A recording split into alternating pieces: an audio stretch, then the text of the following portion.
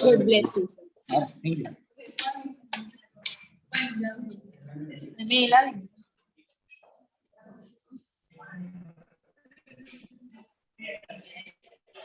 VK sir, ES madam નીકળ્યા?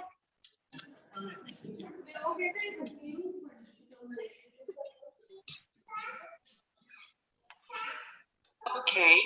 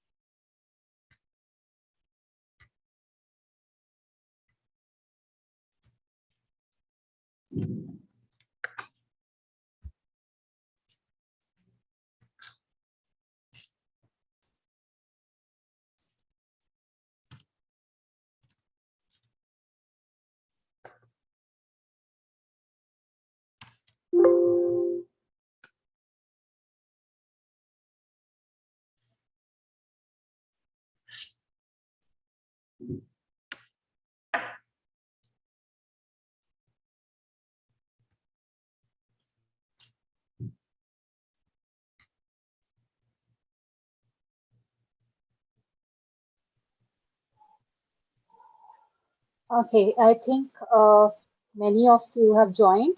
We can start with our session. All right. So please join me in welcoming Professor Dr. Hardeep Singh Anand. Dr. Hardeep Singh is currently working as an Executive Director, Management Cluster at Chandigarh University. Sir has 9 good years as a professor and Dean of Business Programs, City University College of Azman, UAE. He has also been part of Knowledge and Human Development Authority for Government of Dubai as a business lecturer.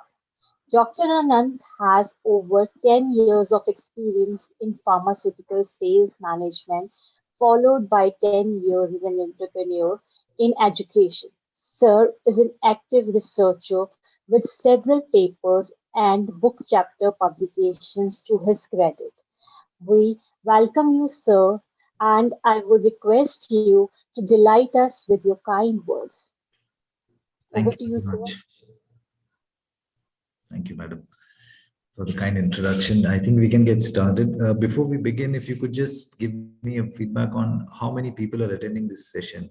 Can we get a tentative number? So we have around 200 participants, but right now participants are joining, still joining. It is we Right. have a YouTube channel through which they are joining, and a few of them because there's a limit to join from Zoom. So around 100 joins from Zoom. Sir. Right. So we have a large group. That's wonderful.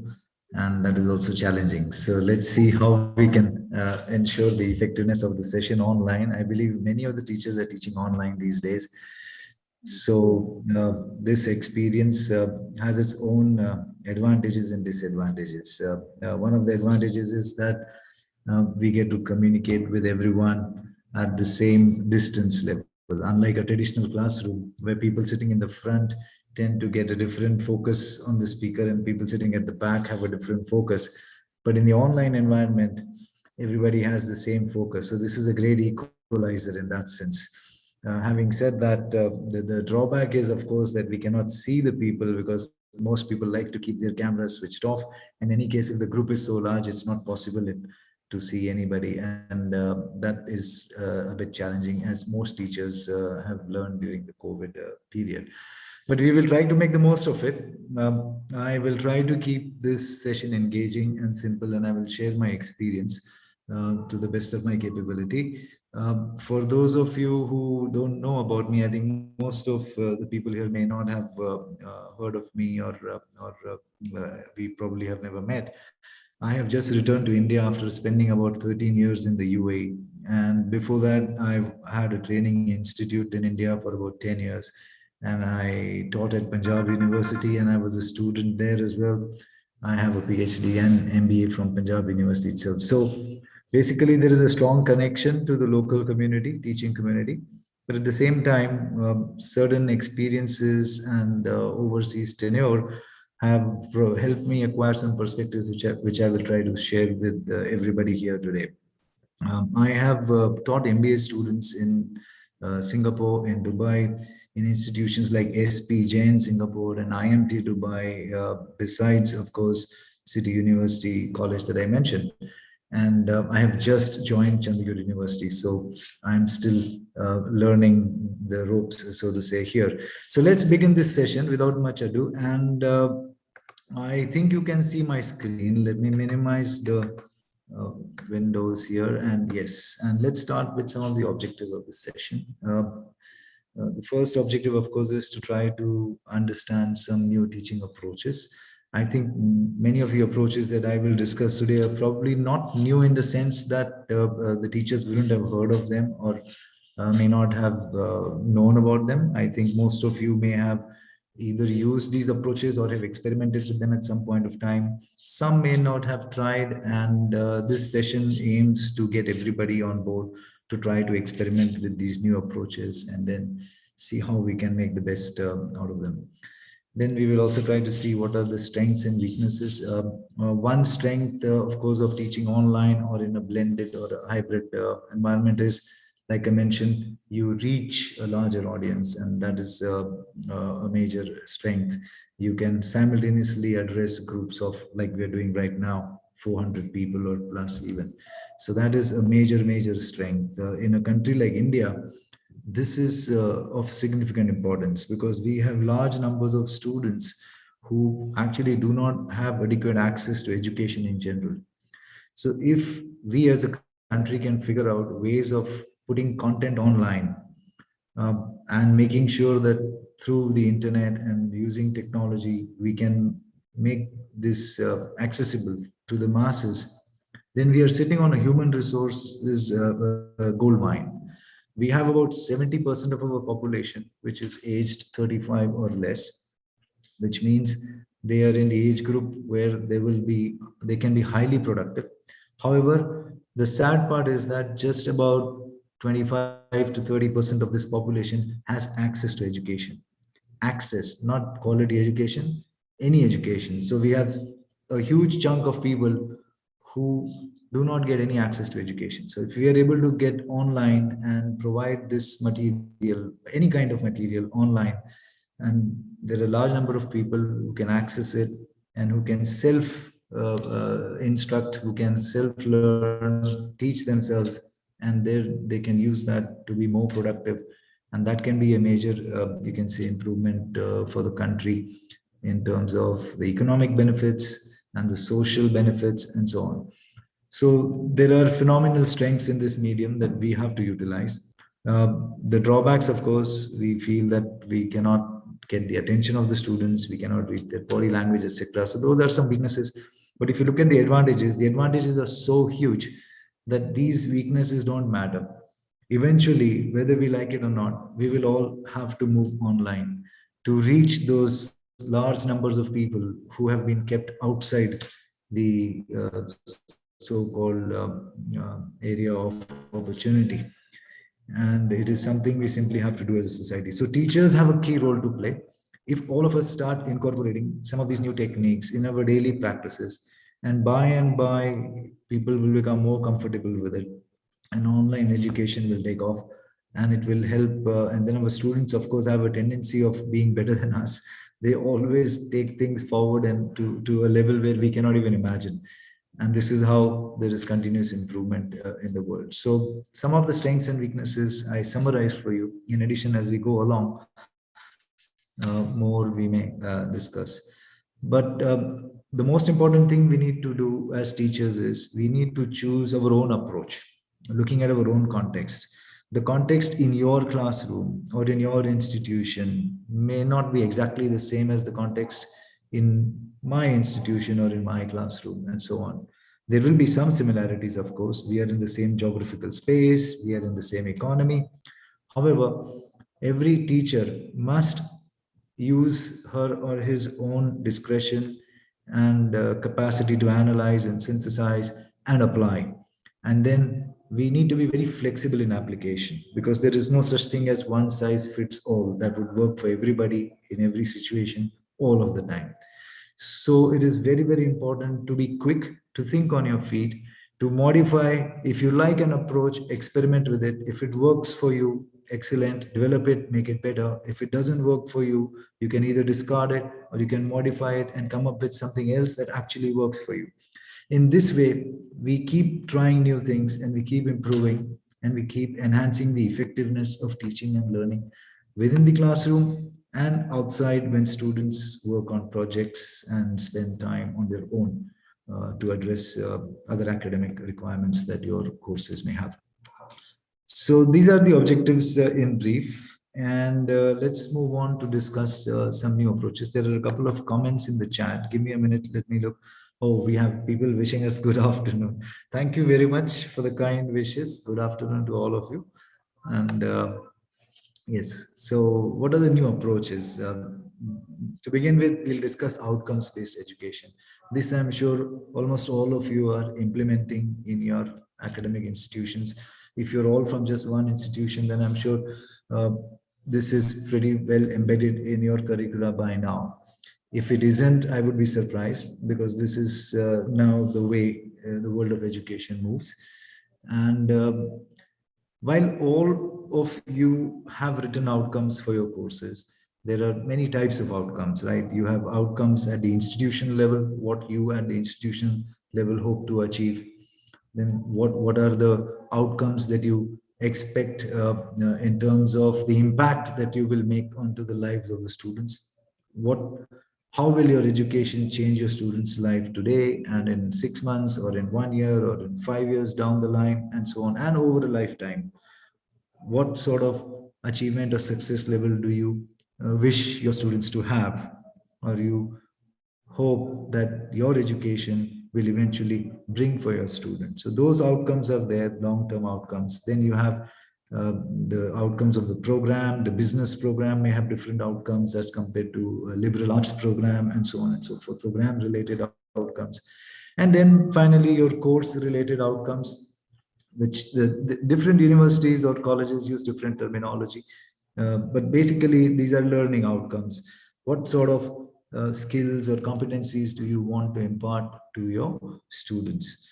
And every instructor teaching a particular course is considered an expert in that area. First of all, it is considered important that the person delivering the course have a terminal degree in that particular area of expertise. This is considered important because if you have spent considerable time doing research and developing or creating knowledge in a particular area, then you are slightly better, or you can be expected to be more competent in providing the latest cutting edge sort of information to your students than somebody who has spent less time in that. So a terminal degree is considered important. In addition, your research work and publications are considered important. They should also be aligned with your area of expertise. And then ideally, you should be teaching in the area of expertise. I know there are certain operational challenges. This does not always happen in institutions. Teachers are given courses which may not directly be aligned with their area of expertise, but which may be closely aligned, and sometimes they are broadly aligned and not closely aligned. But it is always better if we can sort of have better alignment here to achieve the outcomes of whatever we are trying to achieve. Then the new types of approaches that are being used, especially since COVID has hit us, are blended and hybrid. These terms tend to get confused. Often they're used interchangeably sometimes. That's not important for me, as long as we know what they all mean. Now, the one type of classroom occurs where a teacher is teaching in the traditional way, but the same content is being transmitted online.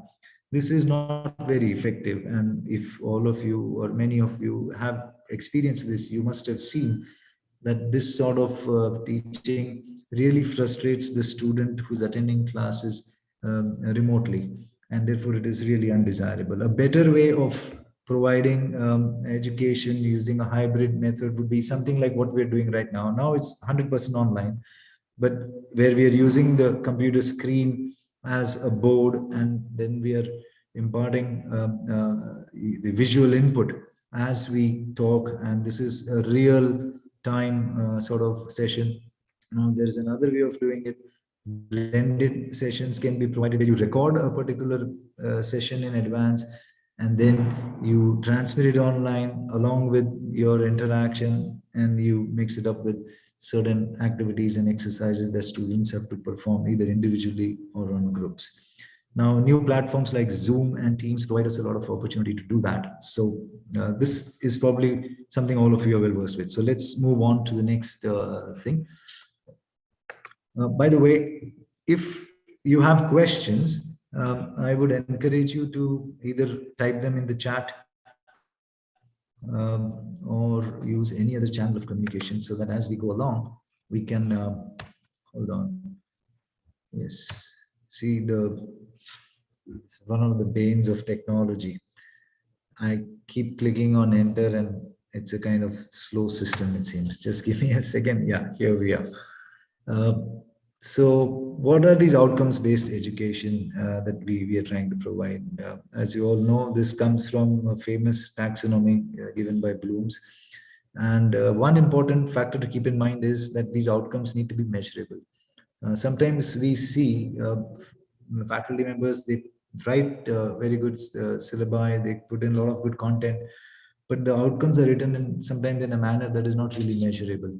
And that is not a good thing. If your outcome is not well defined, if it cannot be measured through either an assignment or an exam or some other assessment instrument that you're using, then that outcome is unlikely to be achieved. And more importantly, you at the institutional level will never be able to generate evidence of the achievement of outcomes, which means you will never be able to satisfy your accreditors or other external entities who come from time to time, or even your internal quality assurance departments would be looking for this evidence of achievement.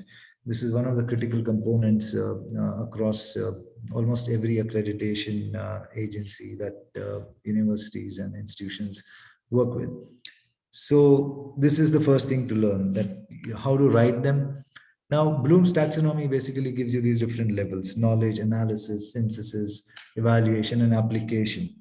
Now, these are very good, and analysis, synthesis, evaluation, and application are considered outcomes that involve higher order thinking. And therefore, at the master's level, we really want to see outcomes which address these cognitive skills.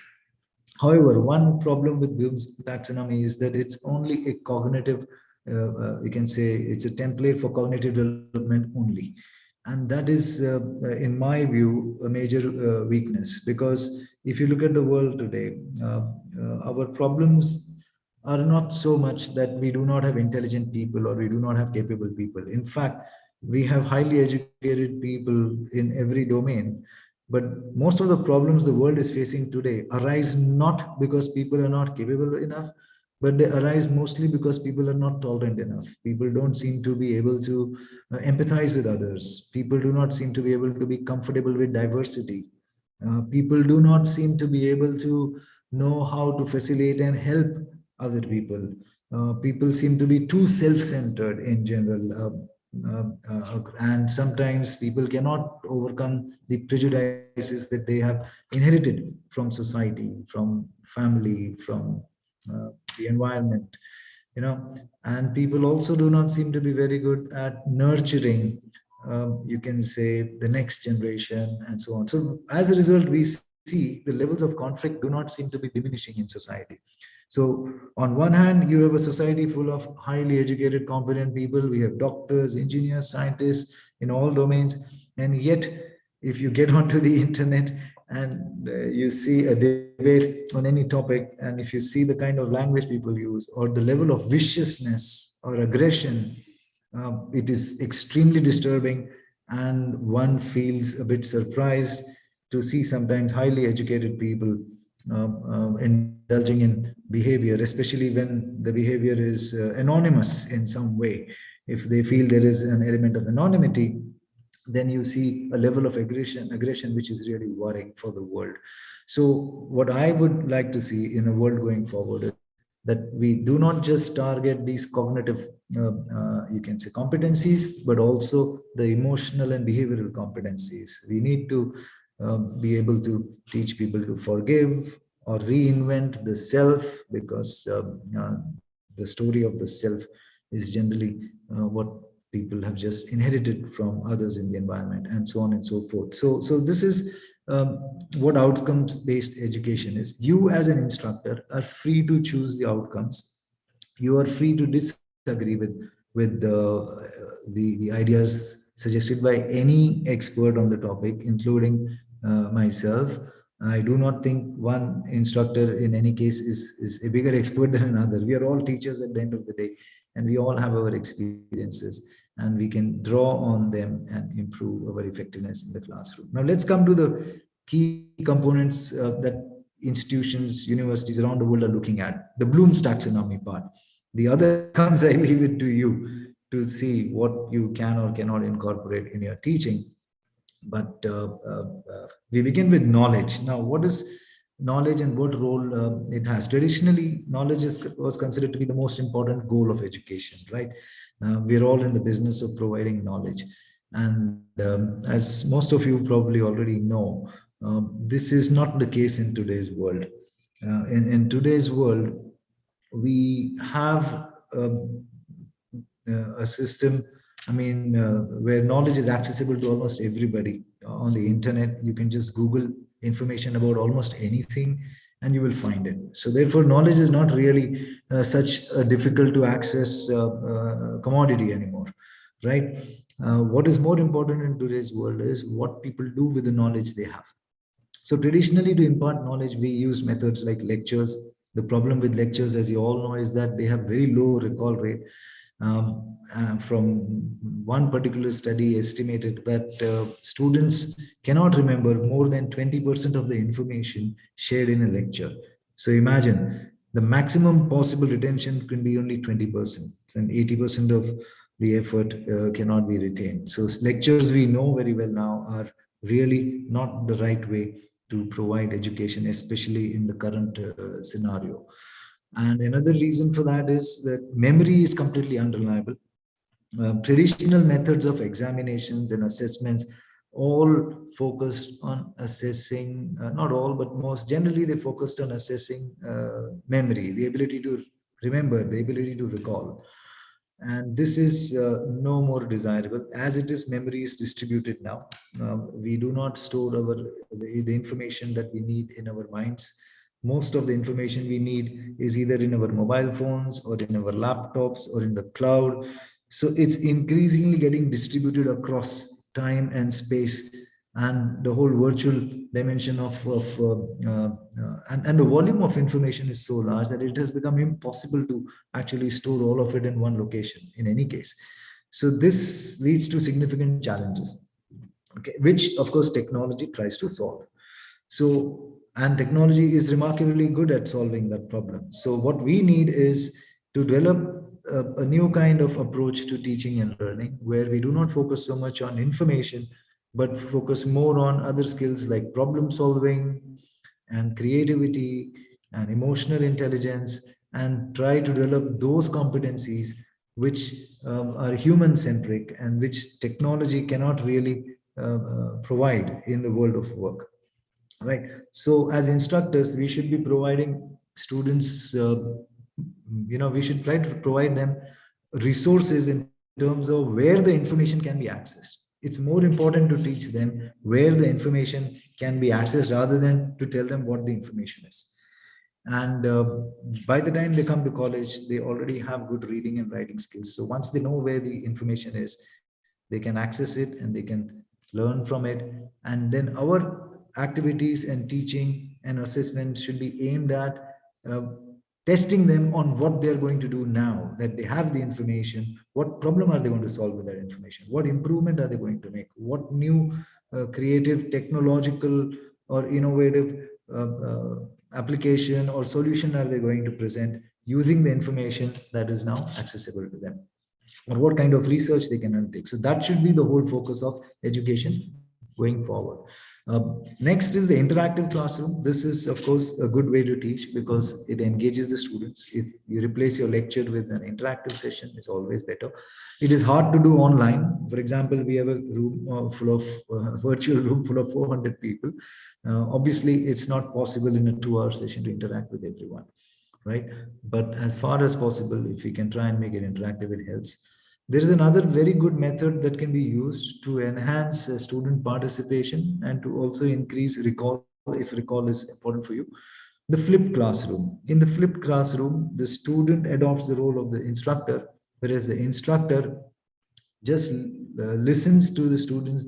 The students are given projects to work on, they do their research, they come prepared with the PowerPoint presentations on whatever it is they were supposed to research on, and they come and present to the class, and the teacher, being the expert, listens and gives critical feedback and suggestions for improvement. This is a very good way of teaching, and generally I know even when I was a student at Punjab University, this was a method that was commonly used at the University Business School, and it was very popular with the students. It is a very effective method to use even today, should be continuous. But another method that is even more effective than this is your group-based classwork, where you give projects to groups of students rather than individuals. And this is a very good method because it sort of enhances student engagement. They love doing it, they love interacting with each other, and those interactions fulfill a very important social need of the student also. So it's not just the skills or the competencies, but their social interactions help develop their interpersonal skills. They learn to negotiate with each other, they learn to accept each other, they learn to manage conflict and disagreement, and those outcomes are actually very valuable in the world of work. One of the main reasons people, even intelligent people, sometimes do not succeed in their careers and their jobs is not because they are not capable or skilled or intelligent enough, but because they get into meaningless conflicts with other people. They sometimes have huge egos that they are unable to, you can say, ignore or control while they build relationships with other people, and they get into harmful conflict, and that is one of the reasons why many people, very intelligent people, do not grow. So those skills we know now, and there is plenty of research available on this, are very, very important. And when you give group-based work to your students, you help them learn those things. And the most important thing is the concept that you're trying to teach, the knowledge that you're trying to impart is also going to be assimilated to a much higher level when they work in group work, because of all the other experiences that they will get. Now, for what I have for you in the presentation, I will, of course, I have limited opportunity to make this very interactive. But what I will do is I will share with you some samples of activities that I have used myself over the years, which were very effective, and they produced the results, and the students seem to love them. So if you would like that, I have these samples and I would like to show you. Just bear with me because it will require shuffling between these windows while I do that. So sample activity, sorry.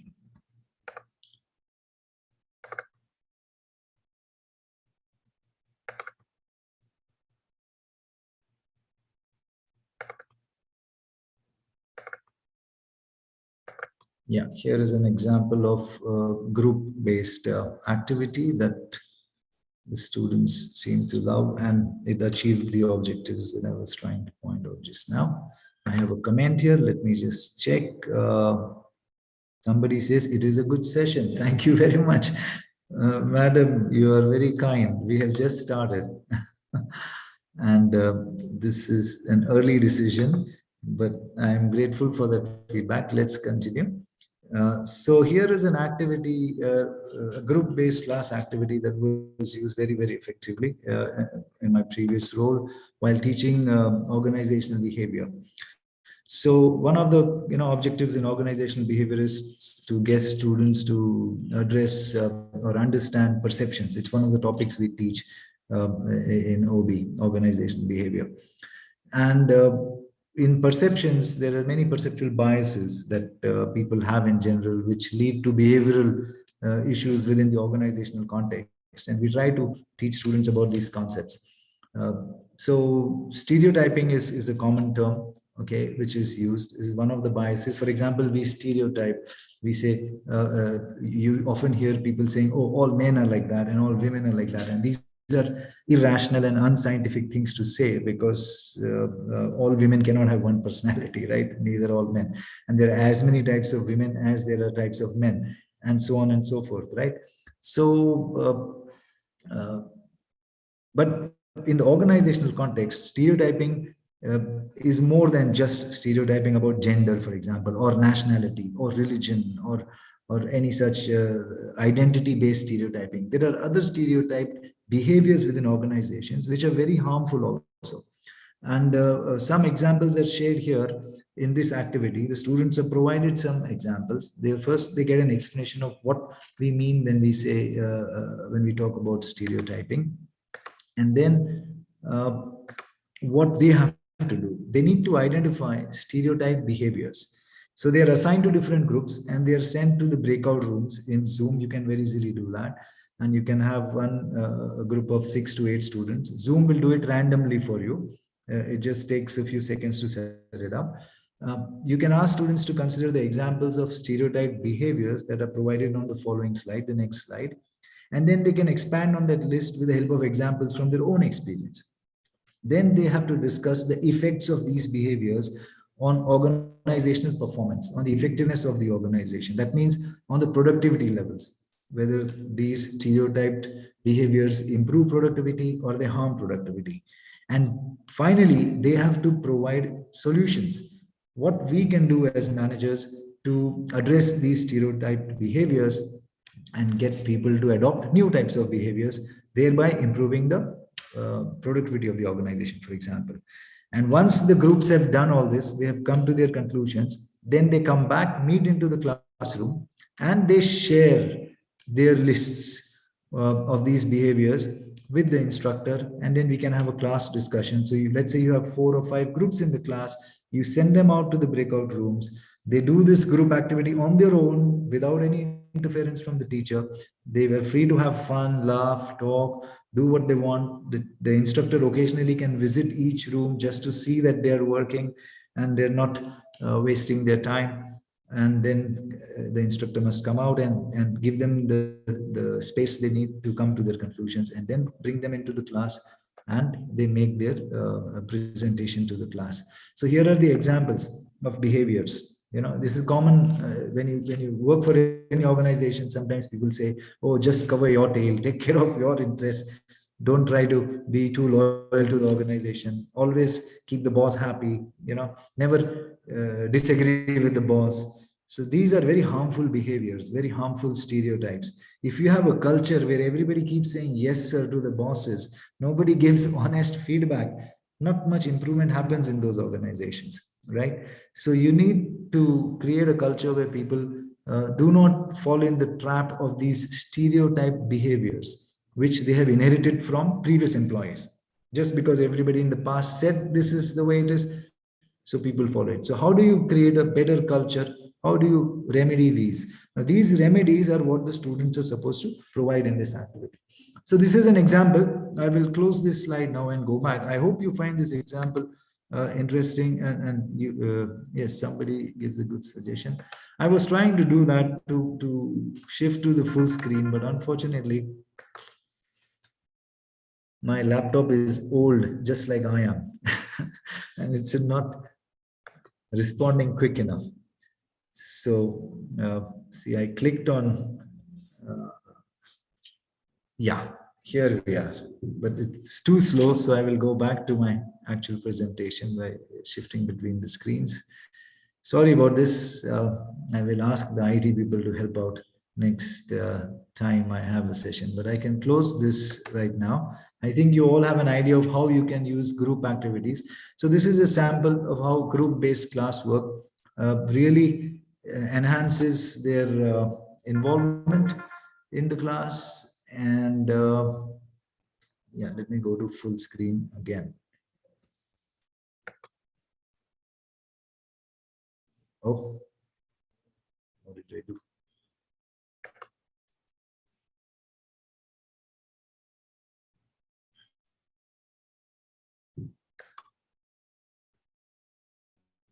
Yeah, I think it will move to the full screen anytime now.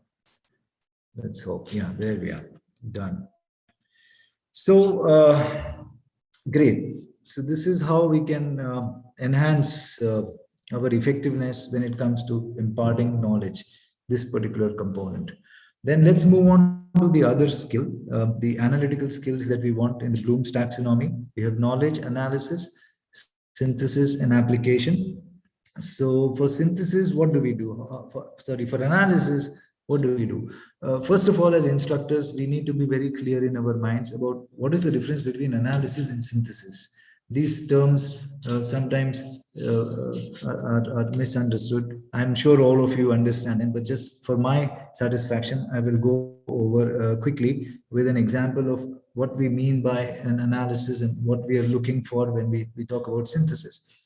So a very good example of understanding analysis is looking at a scenario where a car breaks down, right? When a car breaks down, we can solve this problem by following the method of analysis. For example, when you call the mechanic doesn't know what's wrong with the car, but the mechanic investigates each and every potential component that may be malfunctioning. For example, the mechanic may start by asking you whether you have petrol in the car, and then the mechanic may look at the ignition or the battery, and then look at the engine or some other parts. So what the mechanic does, analyzes the problem by looking at each individual component. Okay, so the problem is that the car is not working, and by looking at each and every component of the car individually, separately, in isolation, checking it and making sure that it's okay, and then moving on to the next part and checking the next part. This is a good analogy for the process of analysis. And there are many ways in which we can do this in the classroom. Case studies provide a very good example. Case studies provide a scenario. Usually there is a problem in the case. The students are requested to read it before coming to class, and then they should identify the problem, and then they can analyze. They can look at all the various components in the story. They can identify certain variables, certain concepts, and then they can analyze and try to find out what are the factors that contribute to the problem, and then what can possibly be done to solve the problem in that case, whatever is the case about. So case studies provide good opportunity for analysis. They do not necessarily have to be written case studies. You can also use video cases. These days, your textbook publishers provide you a lot of resources in terms of video cases. Video cases are very exciting for students, and students who do not like to read sometimes are happier watching a video about a case rather than reading. So you can get the students involved. The objective is to get them to think and participate. And reading by itself is not the objective. So if your class doesn't read, a video case would be a good example. But of course, we need to maybe use both, because reading is a critical skill that we need to develop at every level, college, university, all the time. Then class debates are another very good way of using analysis. And these are not done enough, in my opinion. We need to do more of these debates. And this is very important, because when the teacher is present, the teacher can moderate the whole session. And there is a figure of authority. So we can actually teach them how to debate without getting into a fight or declaring a war with people who disagree with them. This is probably one of the most important skills you need to teach your students in today's world. So your class debates, moderated discussions are very useful. And sometimes groups of students, they think alike and they tend to agree with each other. that is not a good thing when it comes to trying to teach analytical skills. So the teacher can play the devil's advocate and purposefully take on a position which is opposite to what the students tend to support. And thereby you force them to think or sharpen their arguments. And through debate, you enhance their ability to analyze. There's another comment. Give me a second. Let me just go through it. Uh, there's a link about something. I assume it is something very useful and shared by someone, but I do not know what it is. You can check that out. And The feedback form link. feedback form about this session. Oh, very nice. Are we in the feedback already? No, we still, I thought that we are out of time. We have 1 hour and 15 minutes more, right? Surely Okay. we have. Yeah, but just in case somebody wants to leave before going, they should put something over there and go. Right. Well, thank you for sharing that. So, individual and group-based work with preparation is a good way to teach analysis or develop analytical skills. The advantages of focusing on analytical skills is this leads to greater cognitive and emotional development in the students. It's a very important part of their personality development, and uh, not only that, it helps them to develop their emotional intelligence, critical thinking, problem solving skills, etc., etc. But one weakness I have noticed over the years, and the best of instructors tend to do this sometimes, maybe all of you here are not doing because I am new to this environment. I noticed it in my previous organization. And teachers, when they teach analysis, they get students to think very deeply, and a lot of fun activities are done and the students love it. And especially these case studies are very popular with Indian students all over. I've seen that in every organization, in SPJ and in IMT, the students really loved these case study analysis, right? But one thing is sometimes missing, especially in the examination when the questions come. You see, you're not just teaching in the classroom, you're also going to give them an exam. And in the exam, you have to generate evidence that your students have the analytical skills that you say they have. And how will you do that? So sometimes you will see questions in the exams, a case study is done, they're asked to analyze something, right? And give their comments and all. This is only half the story. Every analysis must be followed by a behavior or an action, or at least a recommendation, right? So if you, for example, if the car is not working, you analyze and you found out what the problem is. The story doesn't end there, does it? Now you have to decide what to do, how to fix that problem, right? What should be the solution? Okay, there is no petrol in the car. What do I do? Do I borrow for someone? Do I stop somebody on the highway? Do I go take a taxi and buy some petrol and come back? So some solution, or what are the possible solutions that can be there for this problem that I have identified? Ideally, a student should be able to compare all the possible options, solutions there, and then make a recommendation. What is the best possible solution given this scenario, given the resources, given the timelines, and why? That is a very good conclusion to any activity related to an analysis. So there's another sample I have for you here. If you would like to see, if you feel the samples are not required, you can just type a comment and then I can continue. But um, I think this sample sometimes helps make the point even better than the discussion.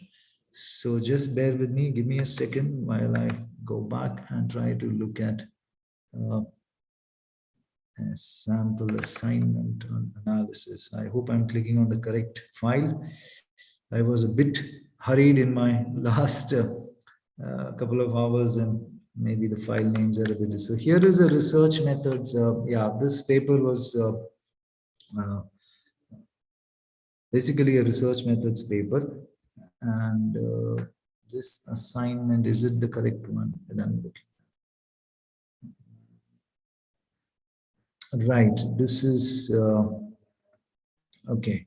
Now this assignment is a huge comprehensive assignment. It's an entire research project. So part of this assignment is related with your analysis part, the first step, initial step. So where a student has to select an organization. This is basically a research methods course. There's another comment. Give me a minute. Quantitative analysis is easy since it incorporates data. Don't you think qualitative analysis is largely subjective? Very nice. That's an excellent comment by, I believe, Mr. Saad Khan. Yes, you're right. By and large, analysis, now we have some tools for analysis, but I wouldn't say that quantitative analysis is fairly easy. Like I said, just doing the analysis is just half the story, right? Even in quantitative research, just by applying statistical tools and obtaining output isn't enough. They only give some indication about some aspect of reality. And what is done after that is equally challenging. So if we focus on this whole comprehensive process of taking your analysis to the logical conclusion, then both are challenging. Qualitative analysis, yes, you're right, is largely subjective, but it has its own value. There are certain areas where we cannot do quantitative analysis. Qualitative analysis is the only option available to us, and therefore you must not consider it to be of less importance. It provides deep insights, and there is shortage of time, but I could go on and tell you about several research papers which are mostly qualitative, and they have provided phenomenal insights into okay, one very brief anecdote I will share with you. There was a conference in Denmark, and there was a very popular researcher over there, Professor Stephenson. He and his team of qualitative researchers had demonstrated very successfully some very critical aspect of creative problem solving. You see, when we are analyzing how the human mind solves problems, we are constrained by our ability to probe the mind, right? You can put in electrodes, and neuroscientists do that all the time. All sorts of gadgets are used to scan the mind, but that only provides some aspect of reality, right? And by observing people in real situations under stress, which is what a lot of qualitative researchers do, they take the subjects to the lab. They have these high definition cameras all around them. They put the subjects in a situation of stress where some sort of decision making and problem solving has to be done, and and they just observe. There is no interaction, and they just see. So in some sort of puzzles are given which are so difficult. For example, if you have, let us say, the 9 dots, and how can you connect them without lifting a pen, or these kind of puzzles which are popular. Some novel puzzles are used which the students probably would not know, and then they observe and see what happens till the time the student arrives at a conclusion. And very beautifully in that research, through video recording, they had demonstrated that in one particular case, a student's aesthetic sense seemed to have facilitated her ability to find a solution. So the problem was so challenging that the student wasn't able to find any solution. So she kept moving the pieces around here and there, and with every permutation and combination, and the solution wasn't there. And then finally, she just arranged them in an order that she was trying to arrange them in an order where things would be aesthetically appealing. The pieces on the table would look good. And accidentally, she drops a piece, and then due to the spot at which the piece lands, her brain immediately thinks up the solution. Oh, that could be a solution, and she solves the problem. So through qualitative research, we find a whole bunch of things, like even the role that randomness plays, the role that affordances in the environment plays. So to cut a story short, all types of analysis are important, statistical as well as qualitative, and they have their value, and the insights they provide are very remarkable. So you can see this sort of analytical activity to begin with in an assignment. In research it is easy, but you can be creative. When you're teaching other subjects, you can be creative and think of how you will get your students to analyze and enhance their ability to analyze in whatever way you can. So you teachers actually have to really think deeply and be creative and prepare their lessons in such a way that it addresses these issues. So next is synthesizing. Synthesizing, I will not show you a sample for this, because the best example, and all of your researchers, is when you write a review of literature. Okay, so it is in a way a problem solving technique, but it is opposite to analysis. In synthesis, you acquire information from a whole range of different sources and you create the picture in your mind. So a good analogy would be like a police officer or a detective trying to find or solve a crime, okay, arriving at a murder scene. Now this police officer gets bits and pieces of information, some forensic evidence, some evidence from video, some evidence about the person's family background, and so on and so forth. And then getting all this information, the detective has to uh, identify who the potential killer may have been. And so synthesis is a higher order skill. It requires very complex thinking. And this is one of the reasons why writing a good review of literature is considered challenging by research scholars and PhD students. It requires hard work and persistence, and it takes a long time to develop. But again, your synthesis must result in the formulation of a problem statement or a hypothesis or some recommendations or questions for further research. Synthesis done for its own sake without a conclusion in a behavior or an action is not as valuable as when you take it to a conclusion and you make sure that whatever synthesis your student has done, this is followed by an action. The action must follow from the synthesis. It should not be detached. Many times students do a successful synthesis, but when you take them to action, they suggest an action which has nothing to do with the synthesis they just did. And you will see that the best of your students will do that. That is where you need to jump in, and you need to point out and just make them realize that their conclusions seem to differ from their recommendations. So this is one area teachers need to be paying attention to. And if we do not do this, then what happens? Even people with PhD, when they see a cat cross a road, they say, oh, this is going to be bad luck. Because they did not cross the line from synthesis to action. So we need to make sure that we make our students cross that line. And sorry, it's taking a while to go to the next slide. Just bear with me.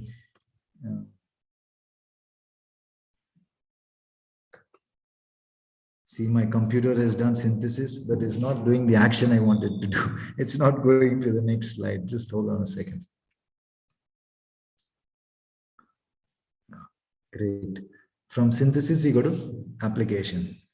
Now, obviously, you know the examples. You can get your student to develop a program, prepare if it's an HR student, they can prepare a recruitment plan, solve a problem, achieve identified outcomes. They need to do something. So this is very, very important. Analysis, synthesis, application. And why is this important? Because it bridges the gap between theory and practice.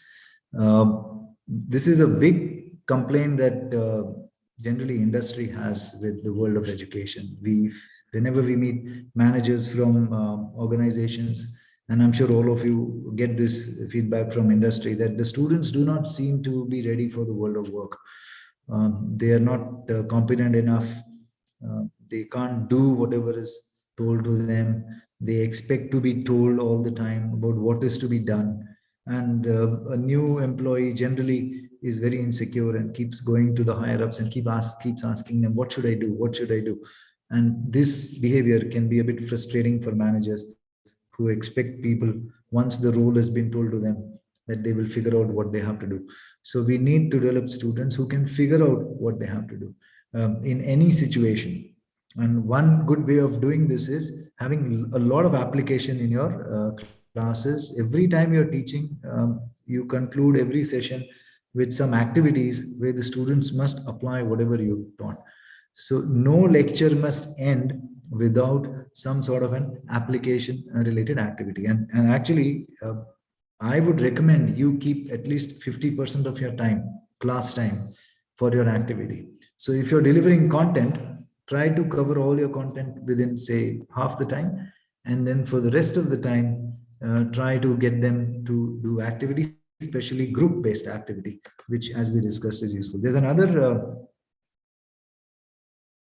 okay, somebody is requesting the organizers to share the first and second session feedback.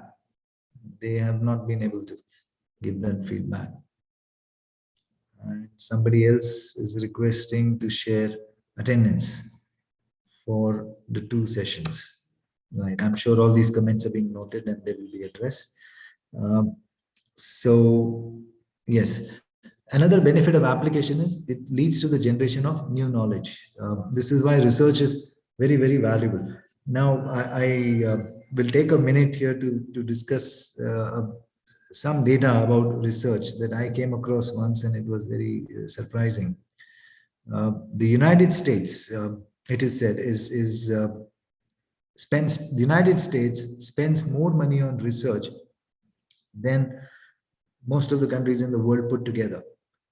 So it alone spends far more than groups of countries do on research. And I don't remember the exact figures now. I was planning to look it up on Google. You can look it up and look at the figure yourself.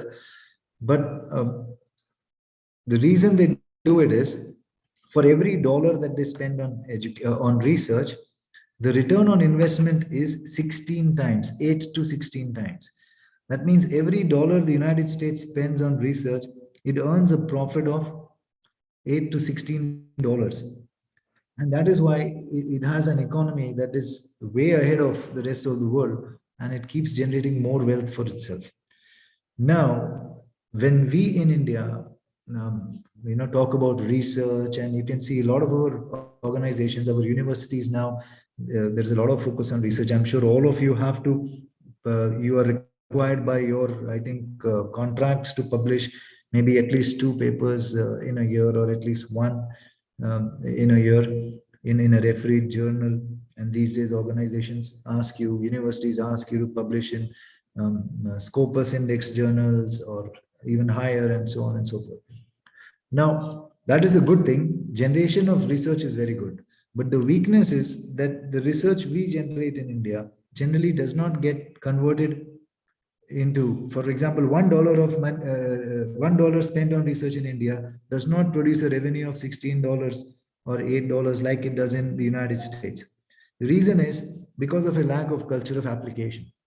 Our research tends to get locked, and maybe someone else in the United States maybe harvests it and they apply it and they make more profit out of it than we do. So having patents is a good thing, but that is not the end of the line. Your patents have no meaning if they cannot be commercialized, if they cannot be converted into entrepreneurial ventures. If your students are developing apps in the college, you are boasting on your social media that our students have prepared so many hundreds of apps, our faculty have thousands of patents, but none of those patents, or very few of those patents, are actually getting translated into business or commercial ventures, then that is not real application, right? That is just a sort of application, but without real application. So for real application, you need to teach your students to, for example, write a business plan, how to pitch for a loan, how to pitch your entrepreneurial venture to a venture capitalist, for example, right? Or it's not necessarily about entrepreneurship, it could also be related to quality, right? So whatever is done must result in action, and that is very, very important. Now here is a sample for you on how we did this in one of our classes. If you like it, you can develop. This is just indicative because these activities will vary from course to course. You will have different sorts of there can be different ways of applying what is being taught. So just look at this sample. If you like it, you can tell me. If you don't like it, again, you can tell me. Not a problem. So yeah, this is the same application activity related to the research part. So here in step one, it was analysis. Step two, when they're writing the what do you say, the review of literature, that is synthesis, right? And then is the application part, when they develop an instrument, they gather data, they analyze it, and more importantly, they present a report with conclusions and recommendations, with actions about that can be taken. So this is another, I mean, since this is from a research paper, this is easy to share with you. You all know this, but you can apply it. Let's think of some other course. For example, organizational behavior. Let us say we taught the students about emotional intelligence, right? Now, how can we get them to apply emotional intelligence? We can create an activity. We can ask them to prepare a logbook over the next week or a month. And every time they felt very, very angry, I'm sure they will feel angry at some point of time, right? And every time they feel angry, you can ask them to just document what was the strategy they used to manage their anger. What was the behavior that resulted? When were they successful? And when did they fail? Failure obviously would mean when you explode in anger, you get angry, that's a failure, right? But when you can control and you are not losing your temper, that is a successful outcome. So why were they successful? Then they reflect on that. And how can we use this learning to ensure that we get better in subsequent attempts? So application can be, teachers can be creative and generate activities like preparing a logbook and documenting your response to moments or events of where you felt angry. That's another way of getting them to apply, right? So be creative and think how you can get your students to apply. There will always be some ideas that you will have as experts that nobody else will be able to think of, because this is your domain, you are the expert, right? And it's very, very important that they must apply what they learn. I'll share with you a practice that school in Denmark does. This was very fascinating. One of my visits to a conference over there, I became friends with a professor, and I learned some amazing things about the practices that they were adopting there, and they're simply wonderful. For example, they have a practice where children in older classes, grade 7, 8, 9, right? Every child in these older classes has to adopt a child from the primary section, grade 1, 2, something like this. And they become the mentor for the little kid. And this older kid is completely responsible for the younger kid's performance in school. So they meet them every day. They spend half an hour after class. The mentor and the mentee, they sit together, and the older kid gets a feedback from the little child about how was the day, what problems the kid faced, if the child is finding math difficult or something else difficult. And these kids get so attached to their little mentees that at the end of the year, when this relationship officially comes to an end, and they hug each other, and you can see them crying, and this is such a beautiful practice. They have successfully implemented that. So here is an older child applying whatever little bit he or she has learned at the school level to develop a younger kid who still doesn't have access to the competencies that the older kid has access to. So in this way, we can all be creative, and we can try to, at Chandigarh University, we are experimenting with similar things here. We initiated one activity which became very popular with our instructors. We are a very large university, as you all probably know, so we keep recruiting people almost on an ongoing basis.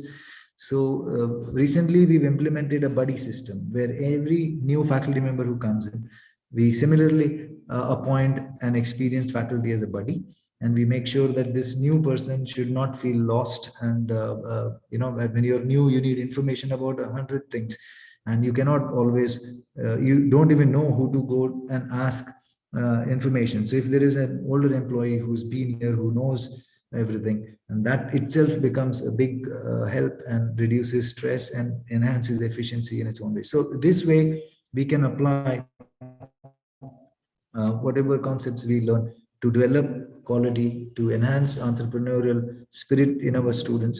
This is very important. India desperately needs entrepreneurs. Our students read about Mark Zuckerberg and Musk and so on and so forth, and they get their MBA degrees, and then the only thing they want is a job. Placement is the way. So this is a major weakness in our system. Our students should be thinking about becoming the next big entrepreneurs, and the internet, by the way, provides this opportunity. And through you, I would love to send this message to all our students in every institution in our country, in Chandigarh especially, where we are. You see, if you look at the internet is currently accessed by over 4 billion people.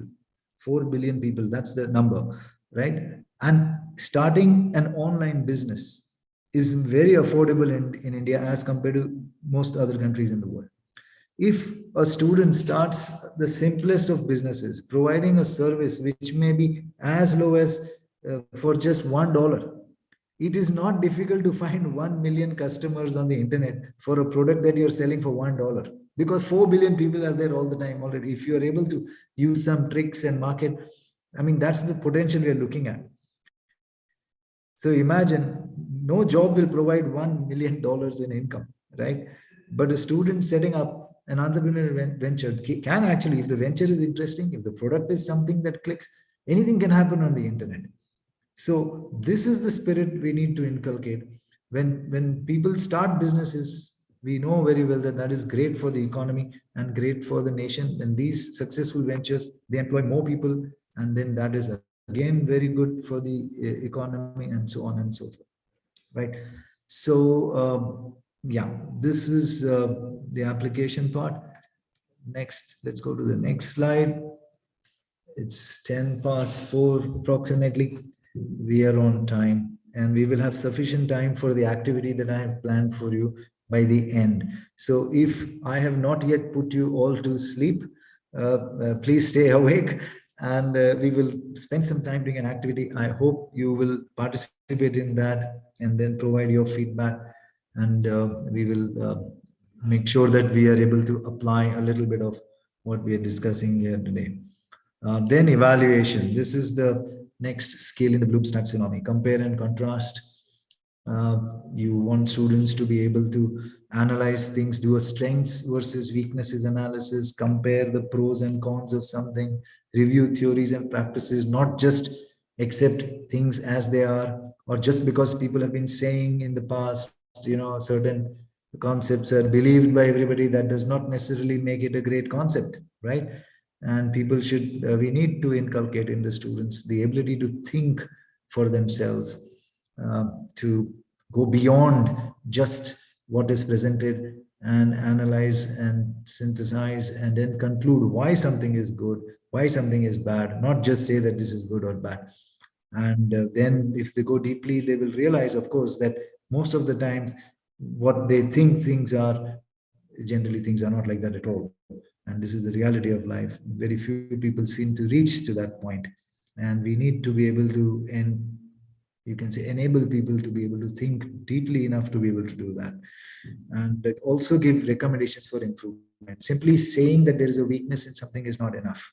If there is a weakness in something, they should also be able to figure out how that weakness can be overcome, what are the possible solutions, what are likely to work, what not, and do some sort of a comparative analysis between the options, and then experiment, go with one which has the highest chance of being successful. And then if that doesn't work, you review and go back. And so that sort of attitude to problem solving is what is needed.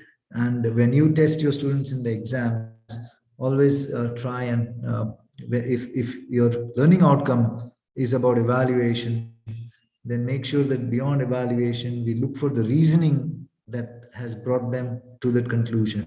We need to see the correct logical steps followed in the reasoning, and how biases were minimized when conclusions were made.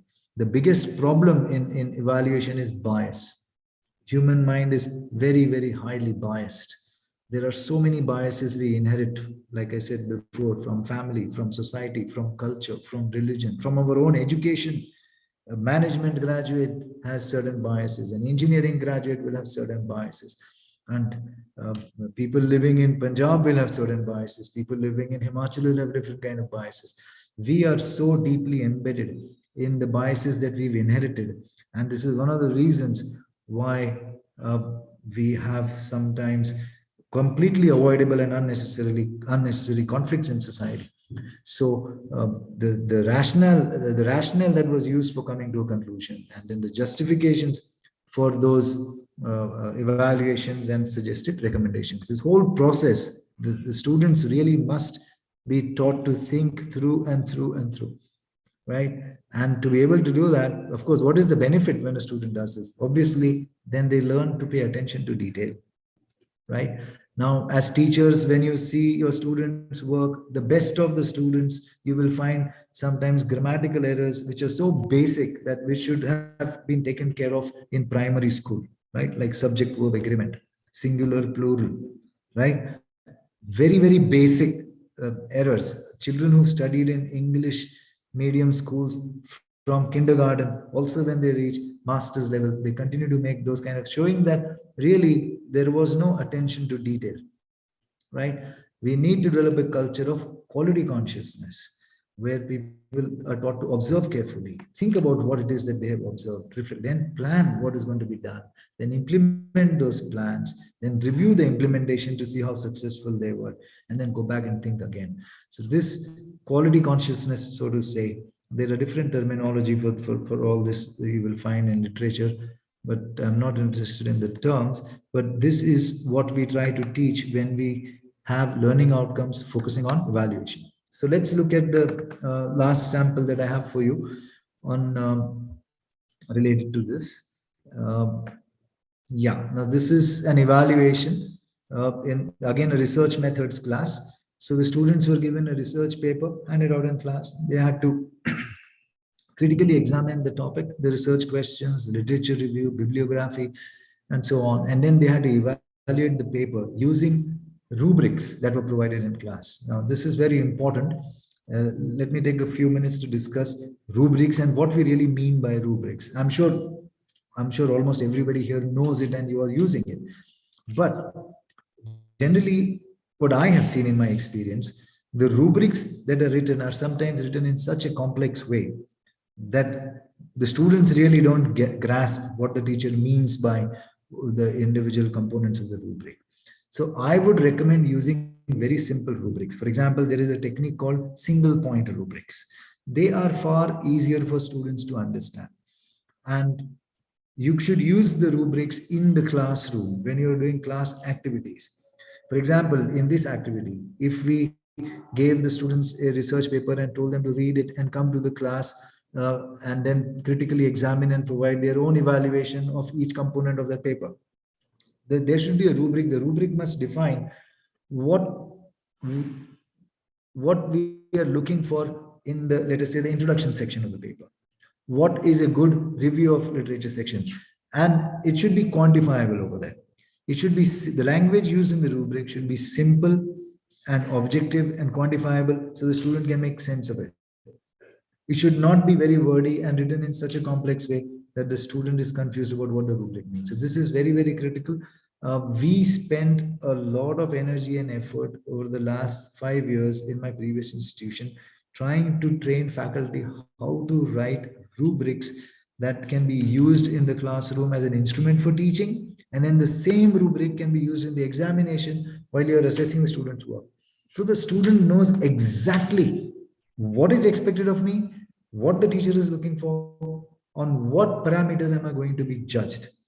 And once you do this, the student performance improves, the grades certainly improve, and very, very importantly, student satisfaction goes through the roof. The students absolutely love it. They will worship you if you are able to use rubrics in this way. And we have found this to be very, very useful. So I'm emphasizing again and again. And so here are the set of learning outcomes. Now, if you just look at these learning outcomes, right, they are written in a manner in which they can be measured through assessments, whether it is an assignment or an exam. And this is very, very important. Sometimes you see learning outcomes which are complex. It is highly recommended that you do not use more than one action verb in a learning outcome. If your learning outcome is too complex, then that raises questions about measurability and about the validity of your measurements also, right? Um, this is a bit similar to what you do when you develop an instrument, when you're doing your own research, right? You're concerned about validity and reliability. The same concepts apply here also, right? So this is all. Let's go back to the slide. I think I'm more or less done with what I, yes, wanted to communicate about uh, how we can use these interactive techniques and tools. There are many examples and samples that I had for you, but if time permits, I will come back to them, and maybe you can take a look. But before that, I want all of us to do an activity. First of all, can I get some feedback from someone? If you can just type a line, are you interested in the activity that I have planned? It's a very simple activity. Aim to get the teachers to instantly apply what we learned. If you like it, then we can form. Great. Somebody said yes. So what we'll do, we will break out into. I'll send you all into different rooms. Maybe you are a very big group of 400 people. So I don't think a group can be of 4 members now. It can be maybe 10 members or so, right?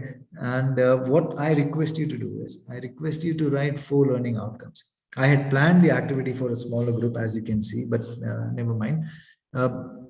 Either you do it now or you can do it later. But if you do it now and you can share your screen, and then, or you can speak out aloud, and then I can give you some feedback about how it can be improved based on my understanding, right? So if you can write 1 learning outcome each related to whatever course you teach, whether you're a science instructor or a physical education instructor, whatever you teach, just write 1 learning outcome each for knowledge, analysis, synthesis, and application.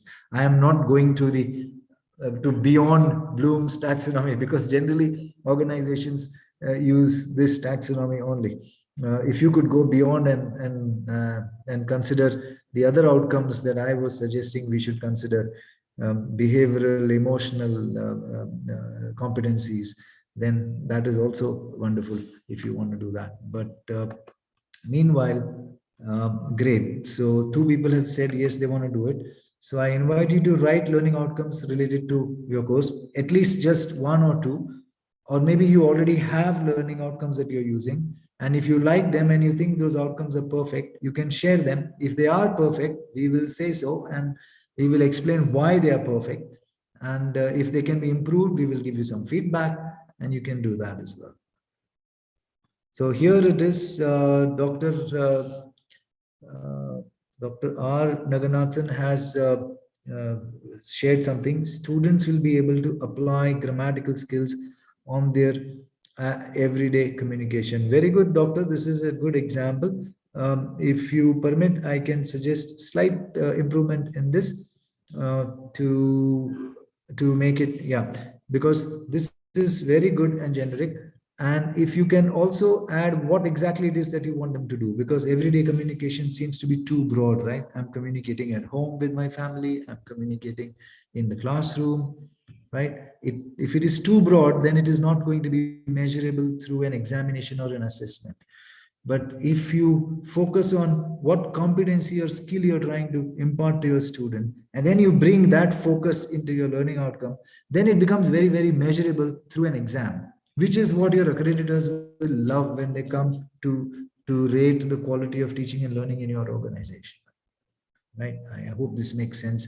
Doctor, do you feel what I say is relevant to this?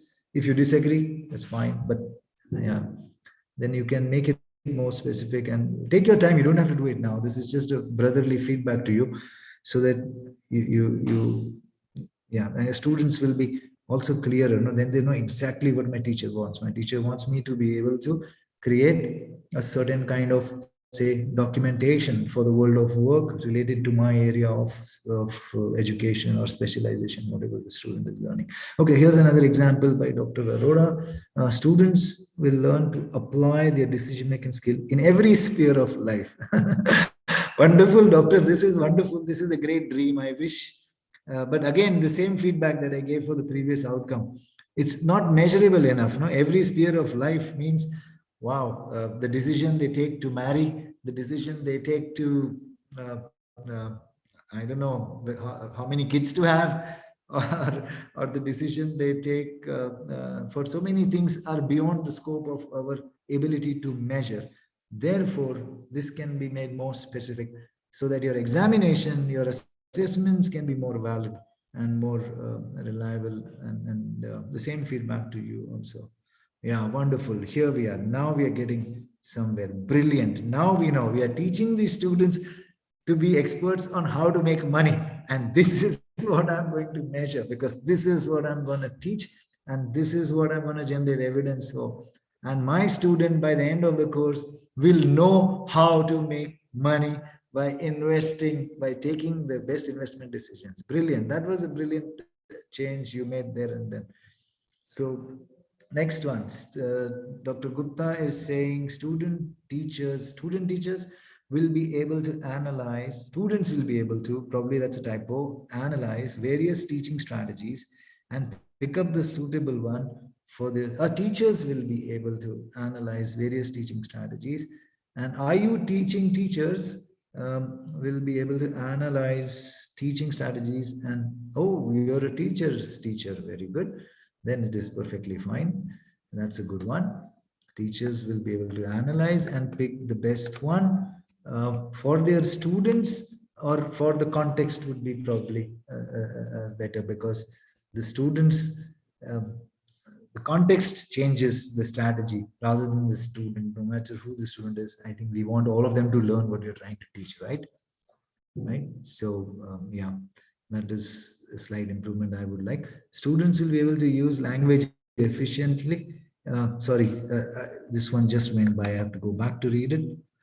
Expressing their opinions via various media. Students will be able to use language efficiently in expressing their opinions via media. Very good. Efficiently is a good word, but perhaps effectiveness would be more important than efficiency. Or maybe if both are important, you can bring in both, because being efficient is good, but then if you're not effective, then efficiency has no meaning, right? So I think you should also look at effectiveness, whether the message, um, but perhaps you don't want to do that if that's not what you're measuring in the exam.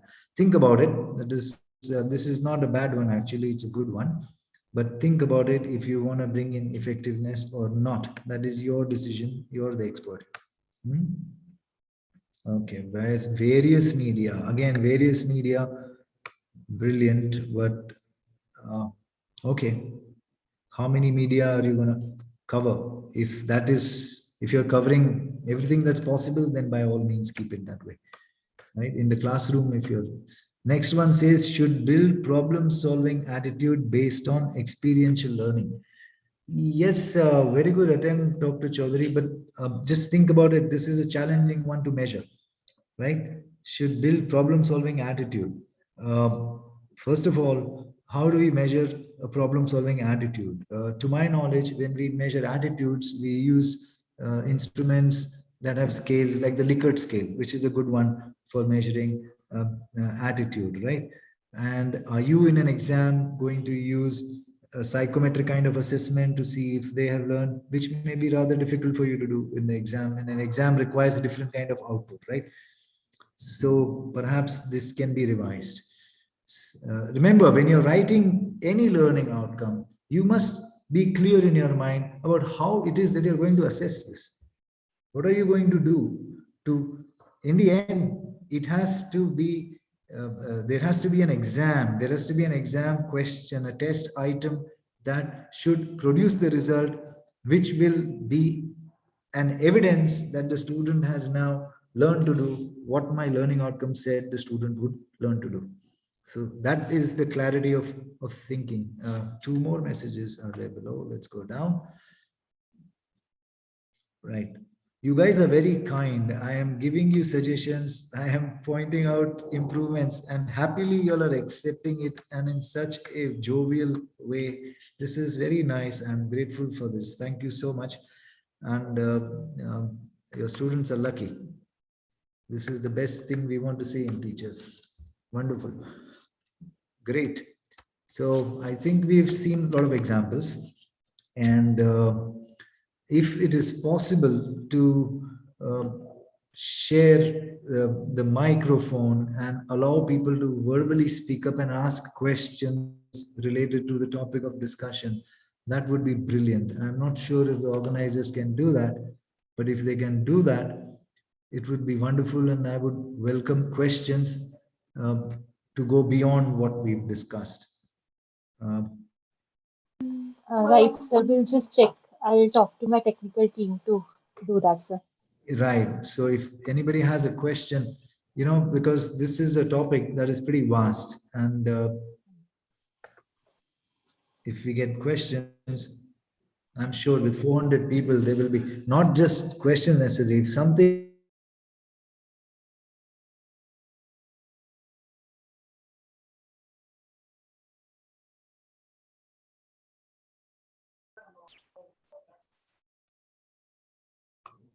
you can put in a comment in the chat um, and speak up if there is a question, or if you feel there is another important thing that should have been discussed that was not discussed, and you feel that that needs to be added on, then all of you are welcome to share with us. See, in a session, it is not actually, it never happens that there is one in the traditional system we had a teacher and a learner in a session, but in reality it is not like that. In today's sessions and interaction, sometimes we teachers, we learn more from students, right?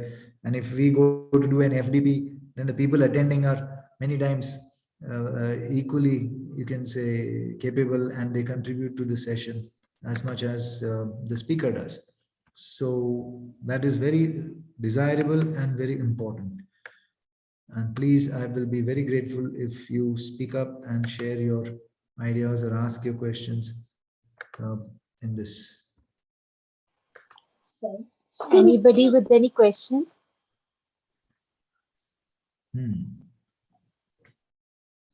Okay, if you don't have questions, then you can jump in anytime you want. Just interrupt. Okay. To save time, I will go ahead and dig out some other examples of activities that were used to achieve these learning outcomes in the class.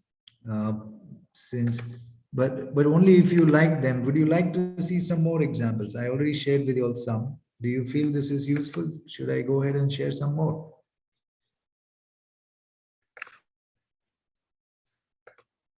Yes, sir, definitely will love to. Great. Okay, then here we go. Let's see. Just give me a second. More than a second, actually.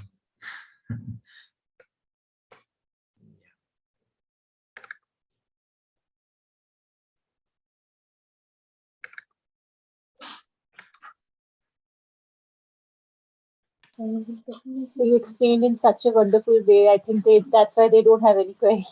No, no, no. You're kind. You're saying that, but no. There are, see, on the internet, many things can happen. One thing is that people are busy at home doing other things simultaneously, right?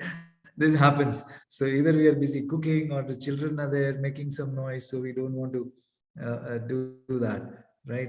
That can happen. And another thing is that we get distracted with. So anyways, I have here some activities that I would like to share with you. How you can, actually in your textbooks, invariably you find a lot of activities related to a whole bunch of things.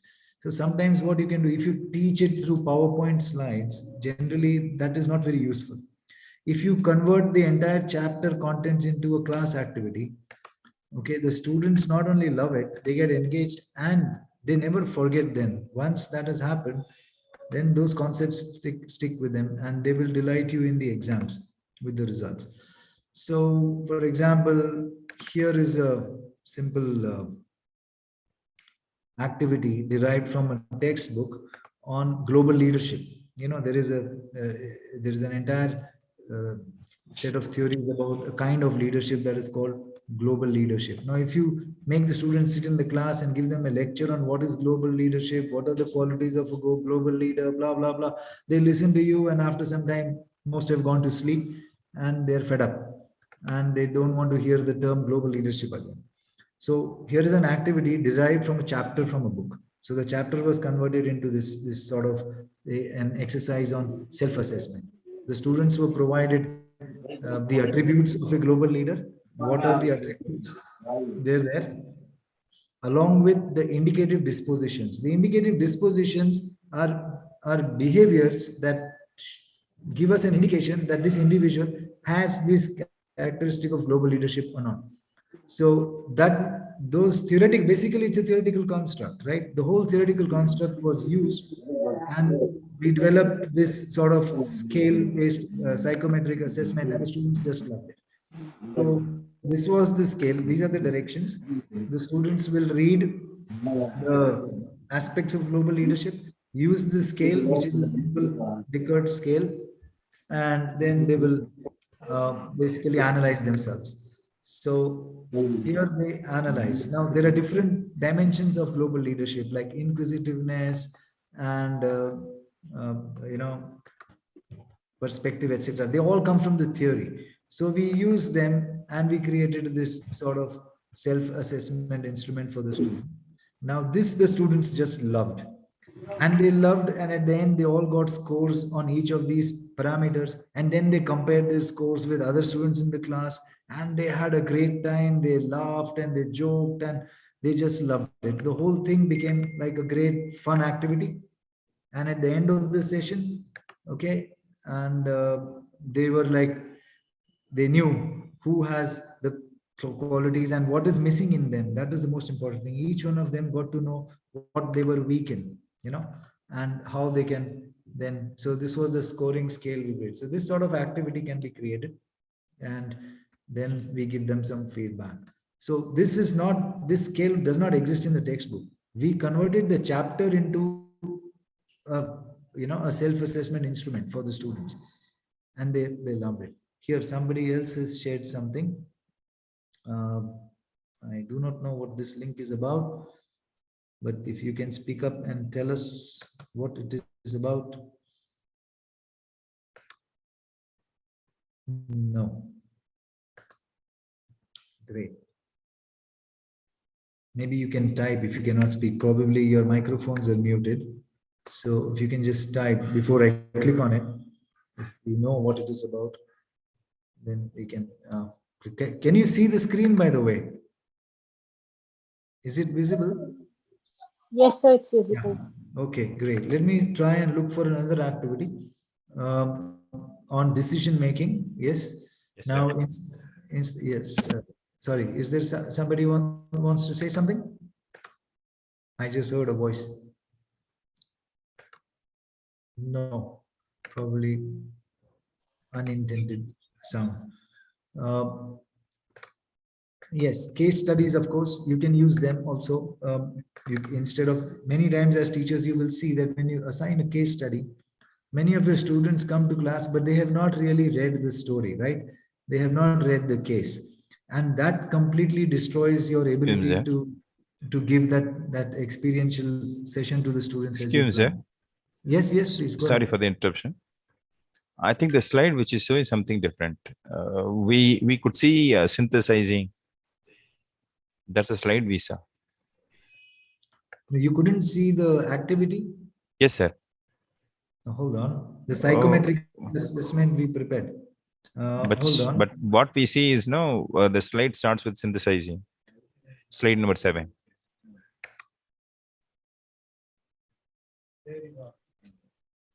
Hold on a minute. Is that correct? Let me stop sharing and check. I'm not showing you the slide. Actually, I was showing you something else. I was showing you the activities They are in PowerPoints, of course. For example, this activity I showed you on global leadership. Can you see my screen now? Not it, sir. No, let me share again. Can you see it now?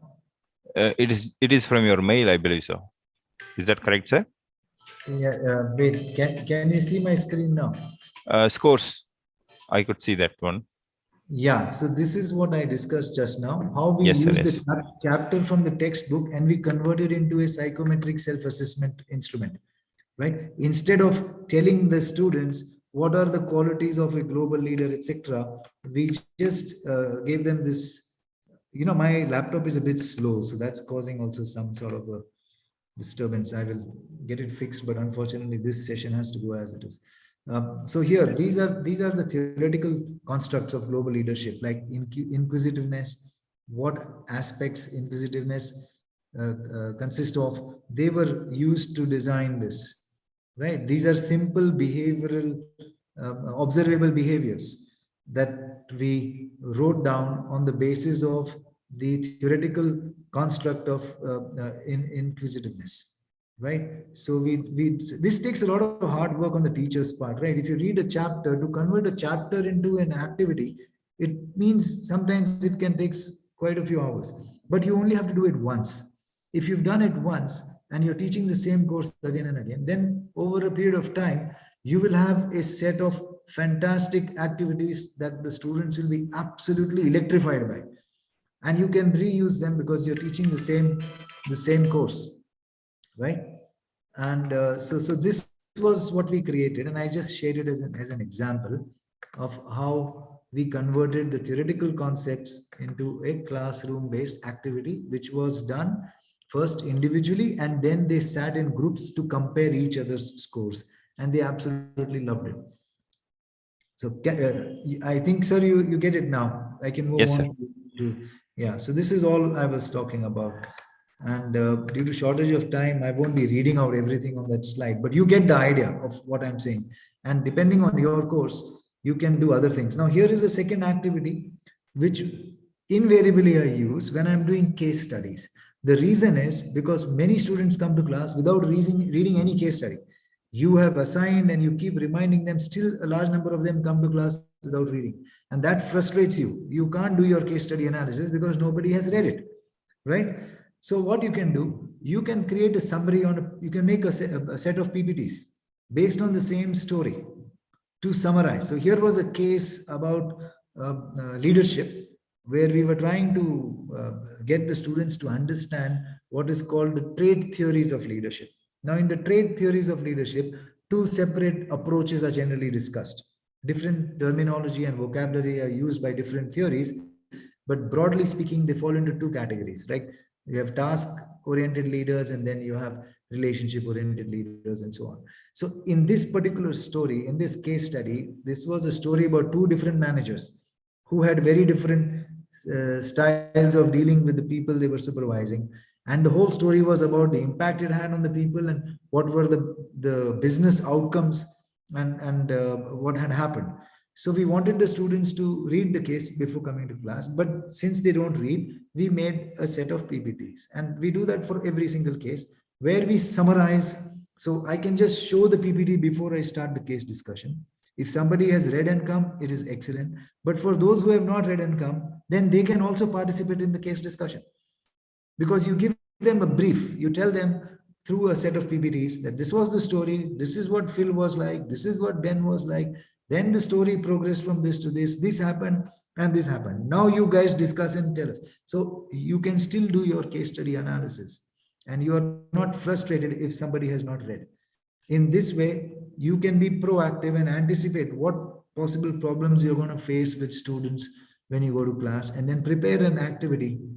Come prepared with some sort of activity to, yeah. Somebody said slides are not moving, sir. Not moving because I didn't move them right now. I'm just explaining to you. You see, these slides have no meaning for you. I'm just sharing with you an example of something you can do when you do a case study next time to make sure that you get better participation from your entire class. Of course, it's hard work for you, but remember, you have to do it only once. And you're teaching the course again and again. So you will have a set of tools to use, and over a period of time these will enhance your ability to teach. The most important benefit is your student satisfaction will go through the roof. Your students will absolutely fall in love with your classes, and the feedback you get will be far better than what other instructors would get who are not putting in this sort of effort in preparing these activities for their classes. There is another comment. Let me just look at that. No, it's again somebody sharing, okay, maybe possibly your feedback links or something. Yes, there's a link you can all go back and. So we are almost there. If there is any comment, uh, that will be good. Or if not, then maybe I will share with you another example of some activity we've been using that worked with the students. Uh, yeah, positive change behaviors. This is another interesting one. See, one of the very, very important goals of education is what? To improve students' behaviors. Just imparting analytical skills to synthesize, this is not enough, right? Making people intelligent is not enough if their behaviors do not change. If if our male students, for example, are not respectful of the female students, then no matter what marks they got, they are completely useless as far as I am concerned as a teacher, right? So we want to bring in positive change in the behaviors and a whole bunch of activities. This is another activity that was designed specifically to get students to think about how their behavior is aligned with the goals of the organization. Simply saying I am very loyal as an employee, I'm working hard, but through your day-to-day actions, if that is not visible, it doesn't conclude anything. For example, all of you must be teaching your students about SMART goals in some course or the other, or in many of the courses. Like, SMART goal is a specific, measurable, achievable, realistic, and time bound goal that you teach your students. In business management, it's taught all the time. For example, here is a simple SMART goal that we want to increase the sales of the product by 10% next month. Okay, now this is a specific goal, it is measurable, it is time bound by next month. We have, and it is achievable, it's a 10% increase. It's not unrealistic at all. But sales will increase through some activities, through some actions, not by magic, right? So just taking a SMART goal is not enough. The behaviors of the managers and the employees needs to be aligned with this goal, right? So what are the behaviors? If I need to sell more to my customers, then maybe I need to improve the trust that my customers have on me, right? This could be one thing, improving the trust between the customers and the salespeople. One objective, it's a behavioral goal. So in this activity, we ask the students to identify behaviors that would lead to an increase in sales. Behavioral goals first.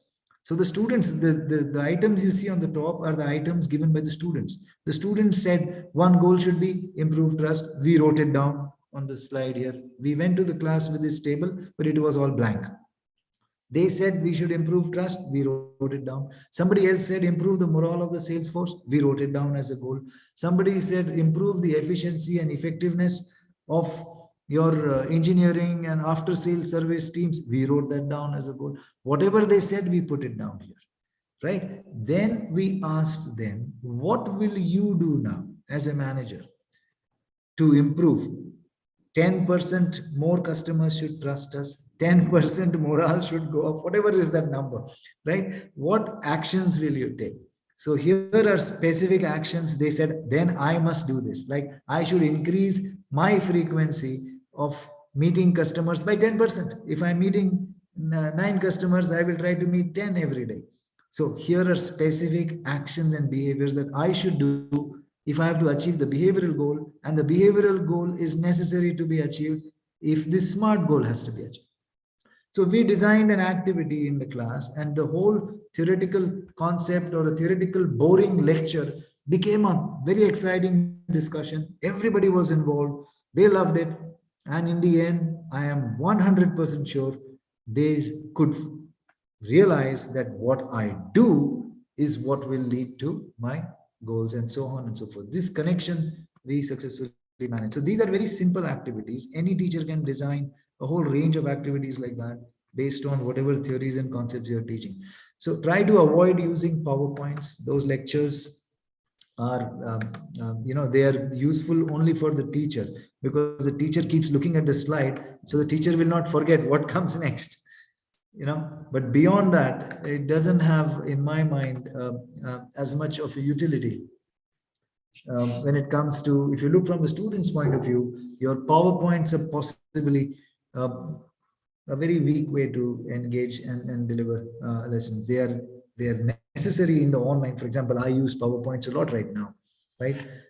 Because this is more like a webinar rather than a classroom, and I'm interacting with highly intelligent, highly learned minds whose attention span and ability to listen are far superior to the attention spans of students that you encounter in the class, right?